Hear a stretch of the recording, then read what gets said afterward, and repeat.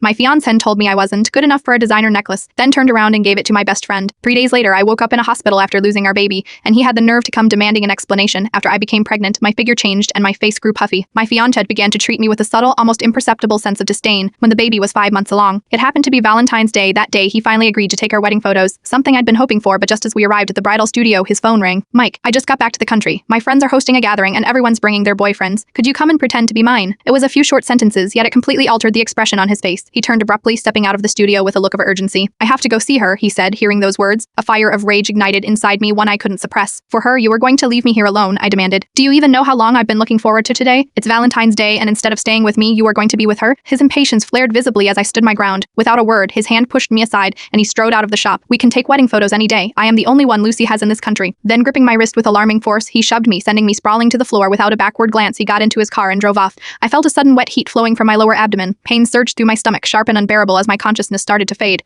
A wave of despair and terror consumed me. Someone, please save my baby. The doctor looked visibly startled when he saw me in the hospital room. Not long ago, I had come to him for a prenatal checkup and asked how to ensure my baby's health. I am sorry, unfortunately, the child couldn't be saved, he said, his voice tinged with pity and sympathy. Should we inform the father? Strange. It's Valentine's Day and he's not here with you. Was there something urgent? Oddly, I felt nothing, just an eerie calm. The child's father is already dead, I replied. You'll need to stay a few days for observation. I'll arrange a room for you, he said gently. I nodded softly. The hospital room was suffocatingly silent. I placed my hand over my now flat stomach. My body had changed so much during the pregnancy. Stretch marks had begun to appear. I never found them unsightly. They were gifts from my beloved child, but now those marks felt like cruel reminders stabbing at my heart. My child was gone, taken away by his own father. Memories flooded back. The cold operating table, the numbing anesthesia, and beside me, my tiny baby. I cradled the small black box in my arms. My child rested inside it. He hadn't even seen the world. I'd failed him. I couldn't protect him. Staring at the stark white ceiling, tears silently rolled down my cheeks. Then Mike Forrest called against all reason. A sliver of hope flickered in my heart, but his voice, cold and arrogant, shattered it. Where are you? Lucy needs a necklace for a banquet. I remember you wore that custom Valentine's piece today. Bring it over quickly. A bitter laugh echoed in my chest, mingling with despair. He killed our child for Lucy Wicker, and now he wanted to take my Valentine's necklace and give it to her? Do you even remember leaving me alone at the bridal studio? I asked. Caught off guard, Mike paused for a moment before replying curtly. Are you seriously holding a grudge over that? Wedding photos can be taken any time. Why are you being so petty? And don't act so difficult. You have more than one necklace. Stop wasting time and bring it over, he added. I felt a wave of nausea rise, sickened to my core. This wasn't the first time he had taken something of mine for Lucy. First it was a bracelet for a banquet, then a dress, earrings, a ring. I never refused him, letting him take whatever he wanted to give her.